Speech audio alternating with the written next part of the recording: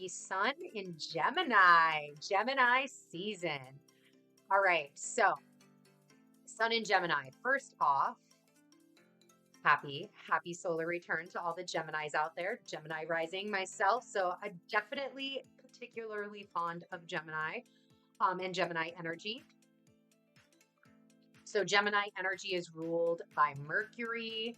It is a masculine sign. It is all about the duality. Oh, two cards came out. Let's see as I'm talking about duality, what comes out? We have the 9 of Wands and the Page of Pentacles. Action. Making that action turn into something tangible. It is a mutable sign. So it does have the flexibility, the ability to be molded, the ability to hold more than one element inside of it, more than one thought process, more than one thing in it. It can definitely be flexible. It is air, and its key phrase is I think. Gemini rules the shoulders, the lungs, the arms, the hands, the things that have two on the body, as well as the nervous system. So we've got this, I'm just going to keep like throwing out cards here. We've got the 9 of Swords and the 2 of Pentacles. So Sun in Gemini, there's an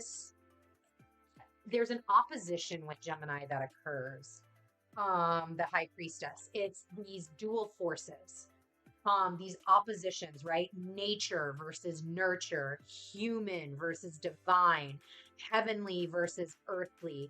And versus, don't take that out of context as like one's got to be pitted against each other. That is not, like, that's the struggle here. Like these things that are a struggle here, we're going to put this right here. These things that are a struggle right here, this 9 of Wands and the 9 of Swords, those struggles come from thinking that Gemini is a versus, right? Like they're pitted against each other.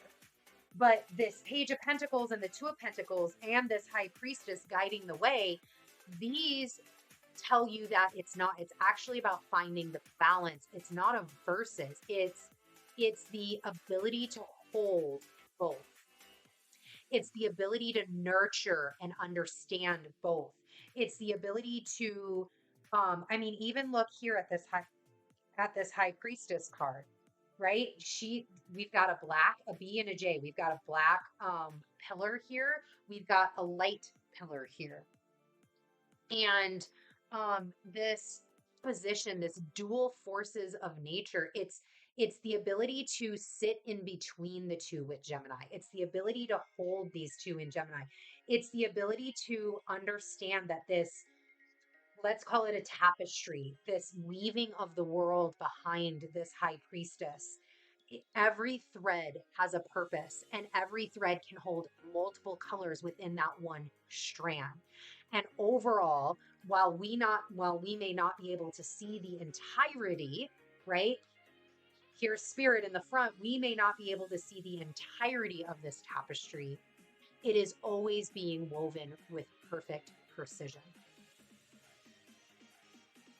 So it's nature, nurture, human, having a human experience, the divine, heavenly, earthly, right? So it's all about experience of self in Gemini, the experience and what it can teach you, being versatile, being adaptable, holding a lot of ideas and truths, right? Holding a lot of ideas and truths, and not in a way that makes you, like here in this 9 of Swords, right? He's holding his head in his hands.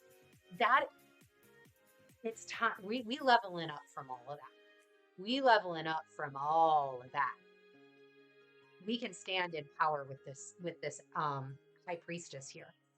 We leveling up from that. It's a concept of letting all of this energy be able to be present within you in your experience, and not preventing it or forbidding it, but rather allowing it to encompass everything.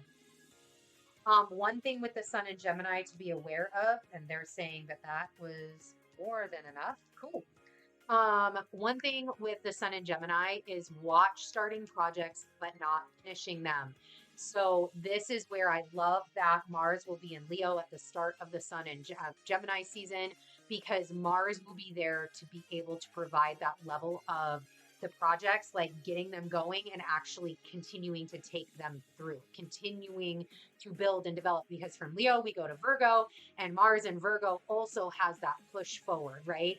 Calculative push forward, the ability to then actually finalize or know the next steps to finalize. So I think this is a really wonderful Gemini season because we are going to be starting a lot of things. That's probably already happening right now. And you can push all of this forward. You can push all the things that you need forward. Here is the house of Gemini right here. You see travel. This is more than likely short-term travel. Communication, daily activities. So, all right. Let me put those back. And let's get a work your life and a super attractor card for the sun in Gemini. All right. Let's put that there. All right. What do we have? Ooh, hello. What do we have as a work your light card for the sun in Gemini the entire season? What is a work your light guidance for the sun in Gemini? Thank you. Woo, that one just went. All right. This one over here. So Lumeria, I want to say, you may gotta go back and look and fact check me in the comments, but I'm almost sure we talked about Lumeria. I think it was in a Twitchy Tuesday last month because I believe I used the Lumeria cards. So Lumeria has been present. Lumeria has been present here. So creating heaven on earth. It is happening. Yes, it is. Let's get into the Lumeria. This is a transmission card.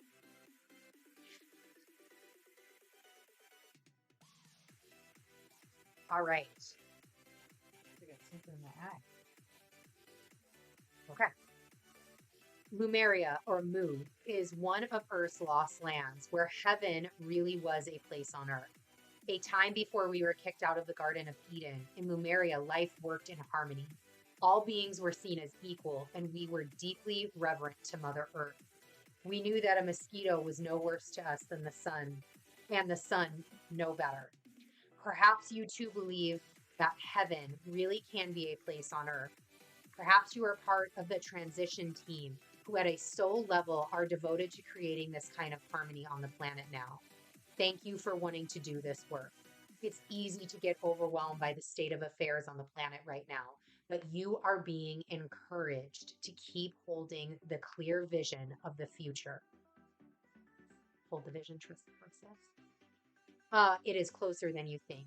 You may be guided to hold the frequency of Lumeria in your own community, family, workplace, or within yourself. Know that it is possible, and while at times it might feel like you are alone, you truly are not. There are hundreds of thousands who hold the codes of this ancient lost land, and even Lumeria crystals that hold the codes of remembering that are beginning to rise all over the planet.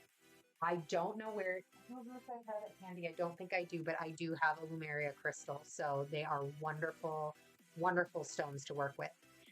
Keep doing what you are doing, and remember, the only way to heal the world around us is to first heal ourselves. All right.